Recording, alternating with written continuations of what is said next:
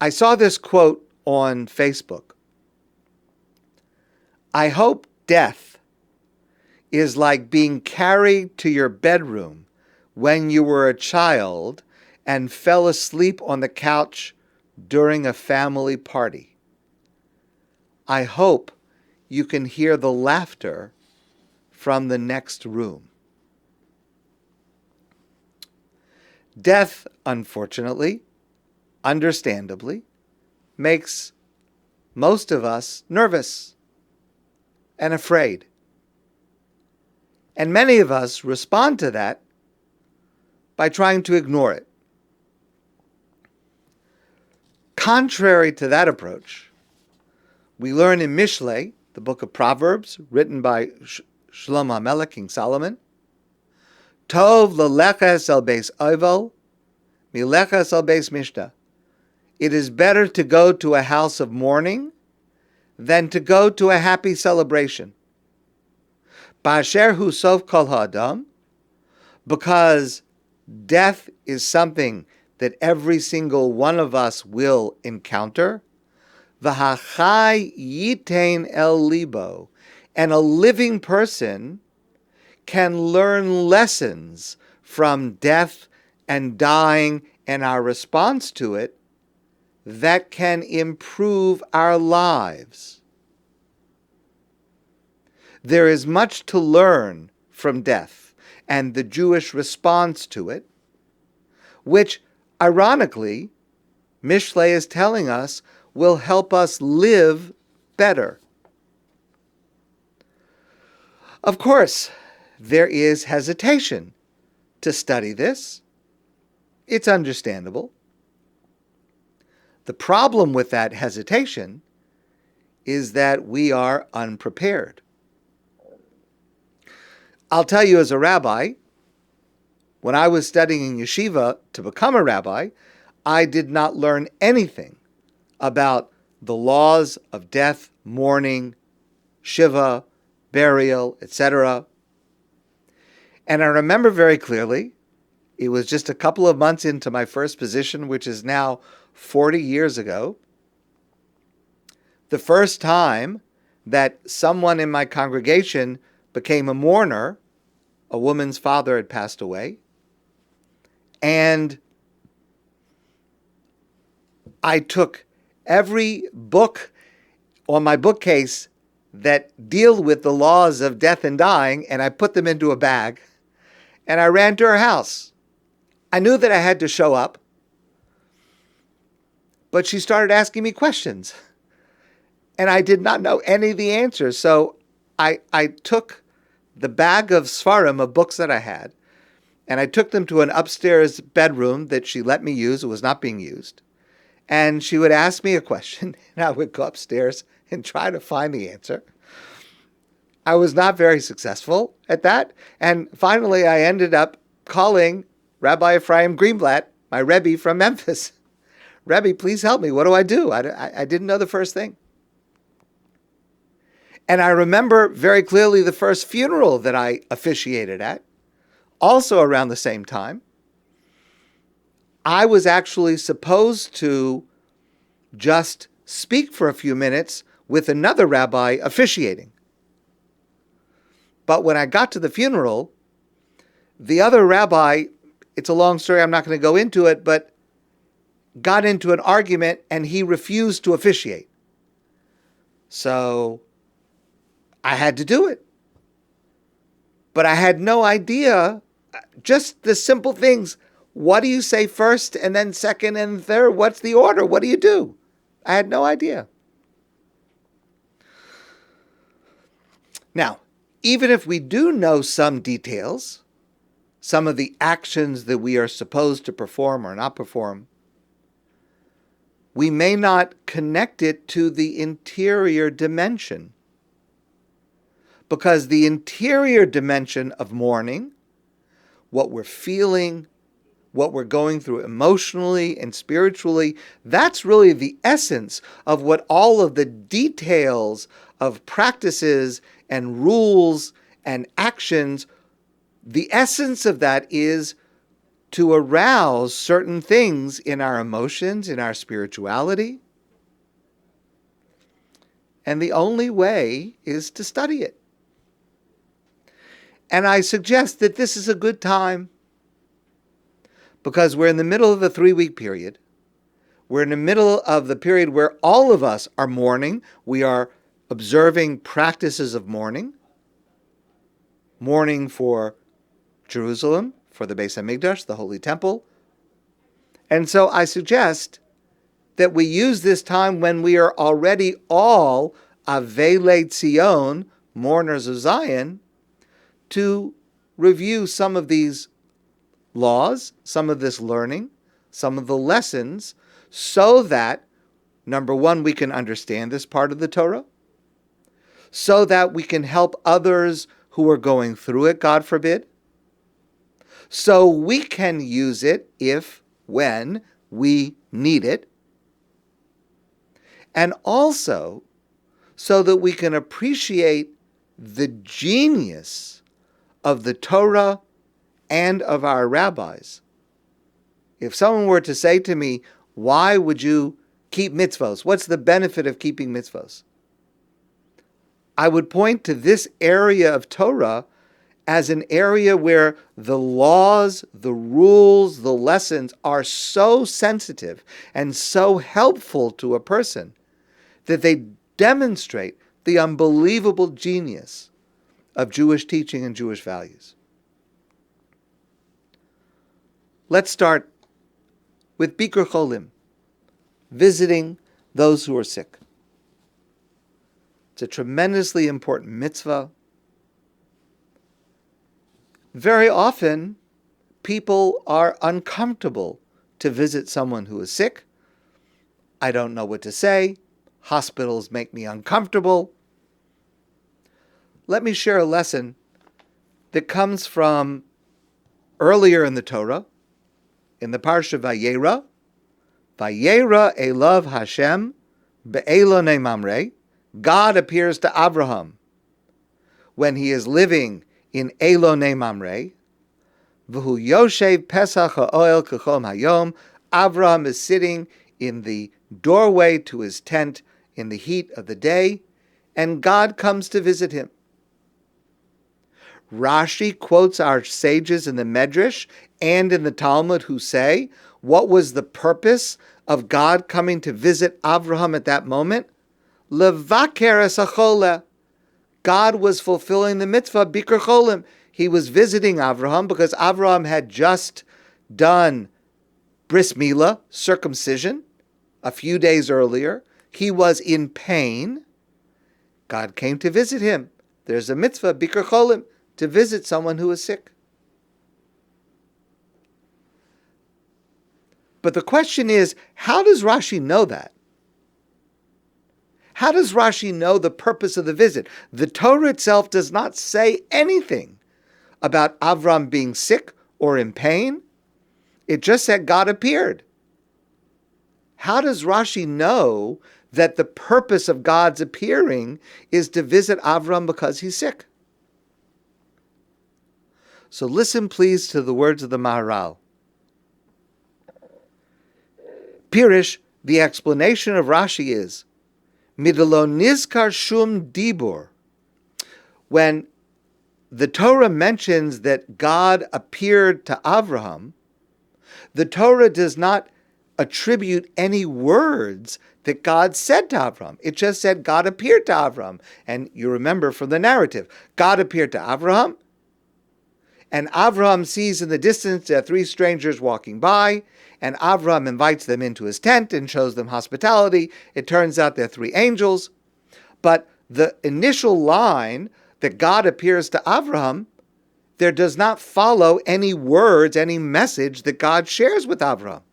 So the Maharal says, from the fact that God did not say any words, midlo mazkir dibur imo, from the fact that the Torah does not mention any words that God spoke to Avram, al karchach levaker es hacholeh. Therefore, necessarily, the purpose of this visit must have been to visit Avram because he was sick, because he was in pain. because v'lo hayetzarech l'shum dibur va'amira. The mitzvah of visiting someone who is sick does not require any words. You don't have to say anything. And this is a tremendously important lesson. It's not what you say when you visit someone who is sick. It is your presence. Simply being there helps the other person feel better. Don't worry about what to say. You don't need to say anything. Just be there. Our sages tell us that in addition to just being there, you should try, if it is appropriate, to offer some kind of practical help, depending on the situation. Can I do this for you? Could I do that for you? And our sages tell us an important part of visiting someone who is sick is to pray for them, to daven, to say a mishaberach, to ask God to heal them. That's part of the mitzvah. It's extremely important when we visit someone who is sick to be sensitive to their needs.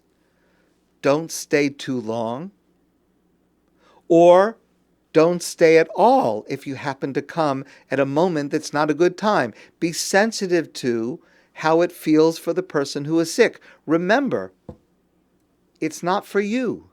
It's for the patient. It's for the person who is sick. And if it's not a good time for them, even if you have gone to time and effort to come to visit them, if it's not a good time for them, don't stay. And if they're tired, or if they're in pain, or they're uncomfortable, and they don't want the visit to continue, make it very short. There's an important rule about visiting someone who is sick, especially someone who's in the hospital, God forbid. It's important to sit down. Don't stand. The perception of the patient in bed is very different when someone comes into the room and speaks to them while they are standing versus someone who comes into the room and speaks to them when they are sitting. So if it is at all possible, try to sit when you are visiting with someone who is sick. Here are some things not to do when you're visiting someone who is sick. Don't talk about your problems. Don't talk about your ailments, your diseases, your pains. It's not about you. I shouldn't need to say this, but it does need to be said. When you're visiting someone who is sick, especially in the hospital, don't criticize their doctor. It's just not the time to criticize their doctor or to challenge their treatment or to suggest some other therapy unless you happen to be a doctor or an expert in this. Don't offer your lay opinions to someone who is under the care of professionals. It's also important, don't offer false hope.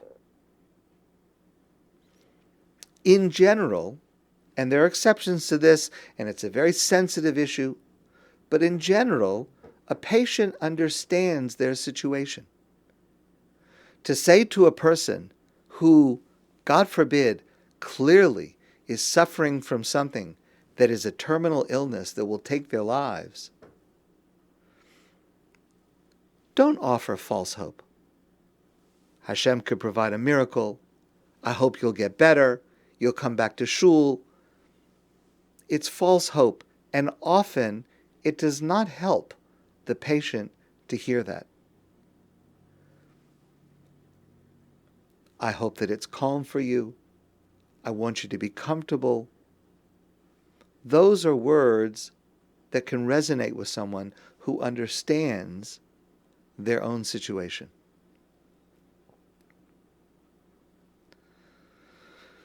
But the most important thing is just be there.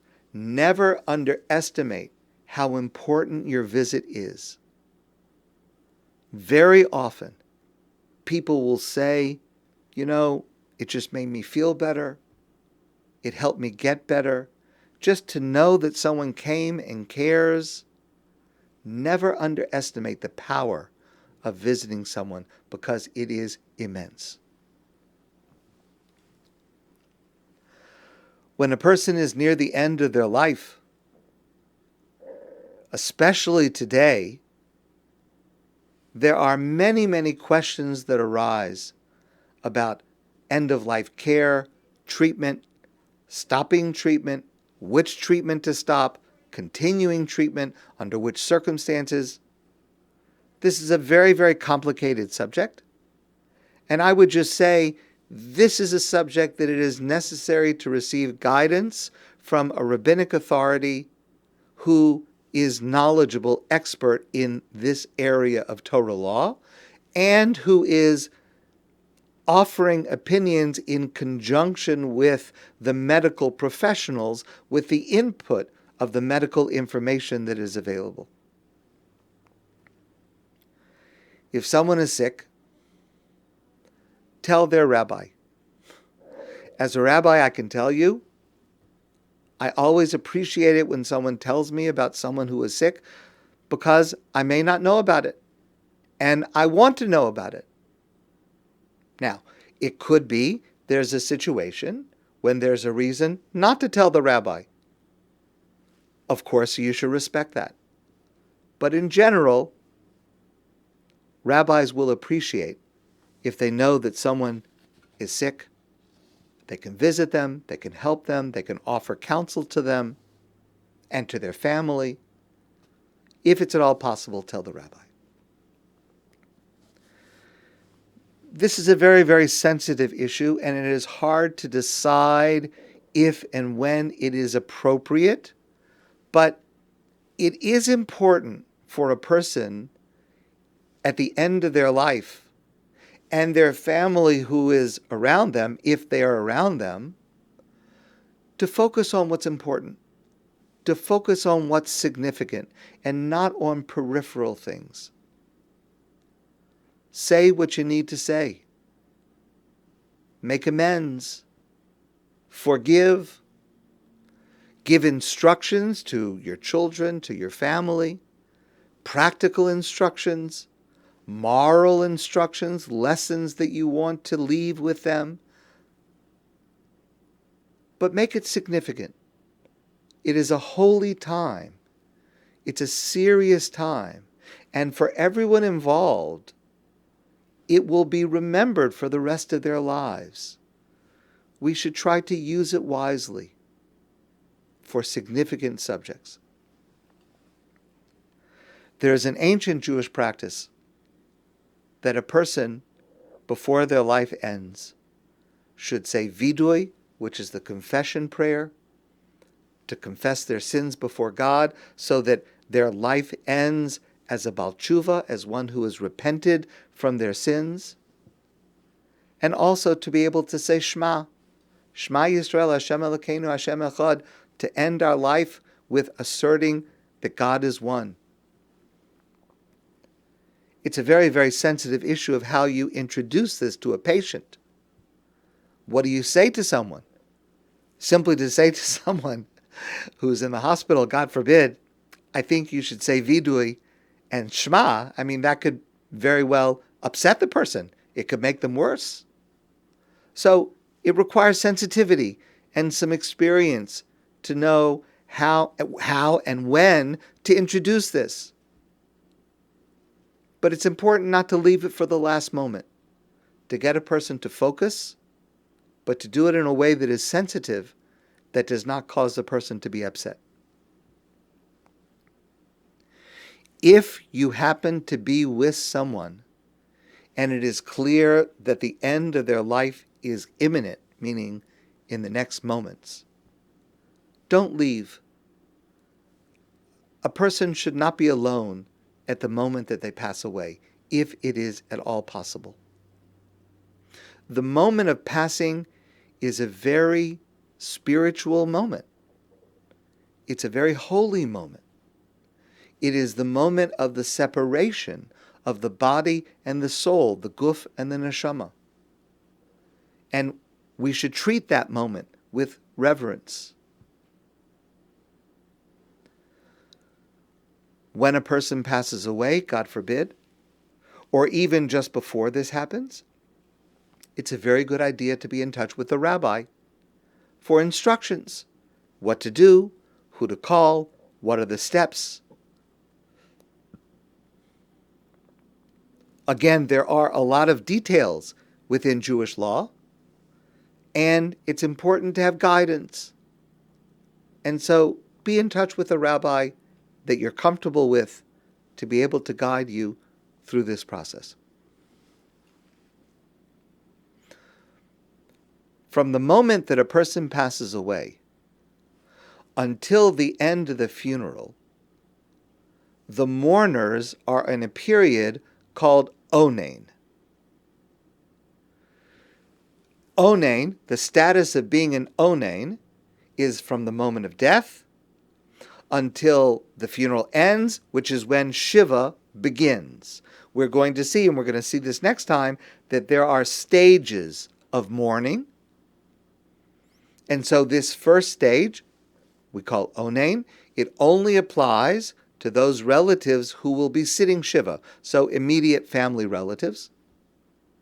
And the rule concerning an onain is that an onain does not perform any positive mitzvah. From the time of death until the funeral is over, a person doesn't say prayers, a person doesn't say a blessing, a person, if they're a man, does not put on tefillin or a talis. No positive mitzvahs. Of course, a person is not allowed to violate any negative prohibition, but a person does not fulfill any positive mitzvah. And our rabbis give us two reasons for this. The first is a person who is a mourner should be involved in the details of arranging the funeral. And that is kavod hames. That is honor to the deceased, that we are preoccupied with planning the honor to the deceased of the funeral. And so therefore, that sets aside any other obligation. So that not only are we exempt from any positive mitzvos during this time, we're not allowed to, because to engage in positive mitzvos during this time would be a lack of honor to the deceased, because we're not paying attention to focusing on arranging for the funeral. Our rabbis in the Talmud Yerushalmi, the Jerusalem Talmud, give a second reason. And this doesn't apply under all circumstances, but our rabbis say that, God forbid, an immediate family member passes away, the mourner may be angry. They may be angry with God. And therefore, if they were to fulfill a positive mitzvah, they would not be able to do so out of love for God. When we pray, when we say a blessing, we're supposed to do that from a feeling of love of God. And our rabbis in the Talmud say, if it is understandable that a person cannot feel that love for God at that moment, we cannot expect that person to be able to, in a full manner, perform a positive commandment. You see an amazing level of sensitivity to the feelings of a mourner that exempt that person from positive mitzvos during this initial tragic time.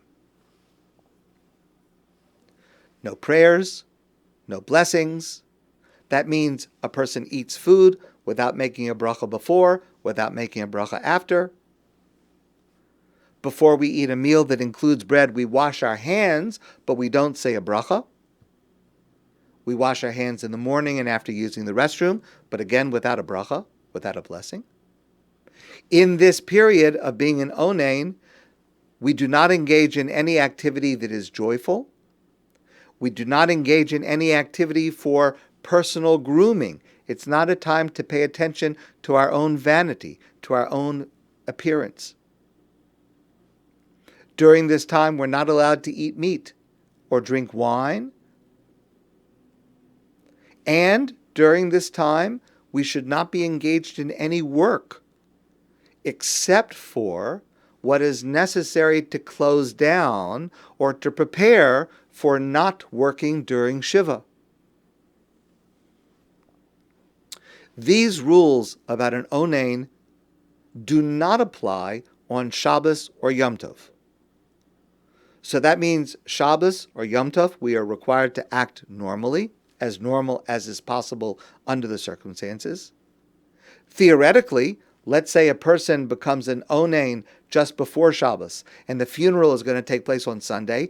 On Shabbos, the mourner could say Kaddish. Because the reason not to say Kaddish right away is because we don't say prayers as an onain. But on Shabbos, we do not have the laws of onain. A person could even say Kaddish if they want to. On Shabbos, it is not permitted to make any arrangements for a funeral that violate Jewish law. That means making phone calls, certainly going to visit a funeral director. Any preparations for the funeral that would involve a violation, even a rabbinic violation of Shabbos, is not permitted, even if that means the funeral will be delayed. We still do not violate Shabbos for the purpose of arranging a funeral. I remember very clearly my own experience when my father passed away, and I was an onain. And the idea of eating without saying a bracha before or after, not saying prayers, not putting on tefillin.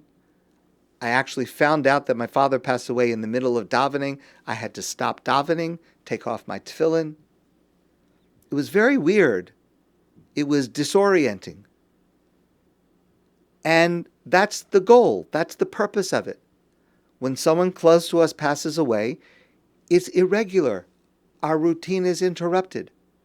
That's how we show honor to the deceased, that it means something. It affects us. Things are not normal. That's the point of this time between the passing of a person and the funeral, which is when the Shiva will begin. I hope to continue this with you over the next number of days. And again, the goal is to learn lessons that help us live life more meaningfully and more fully. My friends, I wish you a great day, and I look forward to seeing you soon in person.